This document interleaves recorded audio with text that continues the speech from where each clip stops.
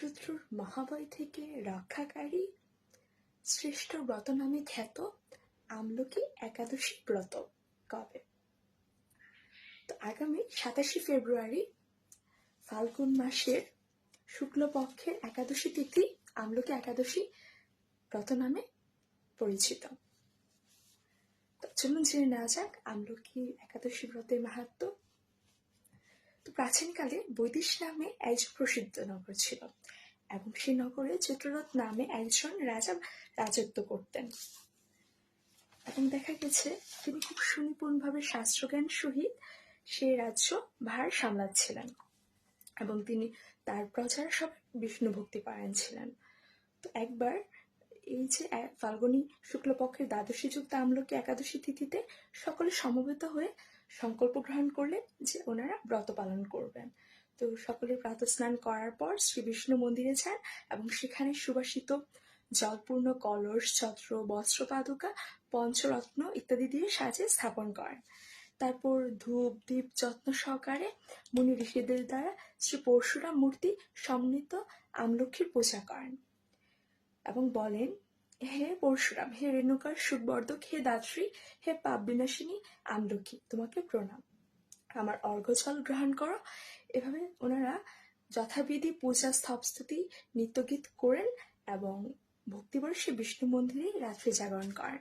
তো দেখা যায় সেখানে এক বেদ আসেন এবং সেই বেদও দেখা যায় সারাদিন তিনি কোনো কিছু গ্রহণ করেন না এবং রাত্রি জাগরণ করেন, সে সমস্ত কিছু দর্শন করেন এবং সেই মাহাত্ম্য মনোযোগ দিয়ে শ্রবণ করেন। তো পরদিন দেখা যায় যখন প্রজাসহ রাজা ওনারা নগরী থেকে যাত্রা করলেন তখন সে বেদের মৃত্যু হলো।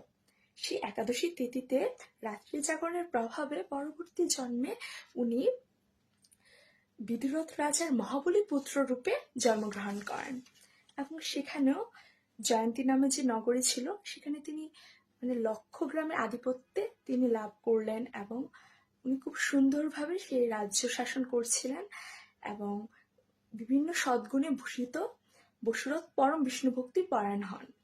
তো একদিন সেই রাজা শিকার করতে বের হন। তো বের হওয়ার সময় উনি খুব ক্ষুধার্ত পীড়িত ছিলেন। তো দেখা যায় ক্লান্তিবশত উনি ঘুমিয়ে গিয়েছিলেন। তো পর্বতের ওখানে অনেক শ্লেষ ছিল, তারা হঠাৎ করে তাকে আক্রমণ করতে আসে। তো পরবর্তীতে দেখা যায় যে হঠাৎ করে এক পরম সুন্দর স্ত্রী মূর্তি আবির্ভূত হন এবং মহাশক্তিধারিণী ওই নারী স্বল্প সময়ের মধ্যে সকল পাপী শ্লেষকে নিধন করেন। তো রাজার নিদ্রাভঙ্গ হয়ে এই যে হত্যাকাণ্ড দেখে তো খুবই অবাক হন এবং তিনি তখন বলতে লাগলেন, আমার শত্রুদের হত্যা করে কে আমাকে প্রাণ রক্ষা করলো? তো হঠাৎ করে তখন দৈববাণী হয় এবং দৈববাণীতে তিনি শুনতে পেলেন যে ভগবান কেশব ব্যতীত শরণাগতকে রক্ষা করবার আর কে আছে? তো পরমেশ্বর ভগবান স্বয়ং ওনাকে রক্ষা করলেন এবং পরবর্তীতে তিনি ভক্তিযুক্ত চিত্রে গৃহে প্রত্যাবর্তন করলেন। তো এই যে উত্তমা পরমা আমলকি একাদশী ব্রত, কেউ যদি এই ব্রত মাহাত্ম্য শ্রবণ করে এবং ব্রত পালন করে তাহলে সে নিঃসন্দেহে বিষ্ণুলোক প্রাপ্ত হবে। তো অবশ্যই আপনারা আগামী 27 ফেব্রুয়ারি চেষ্টা করবেন এই আমলকি একাদশী ব্রত পালন করার।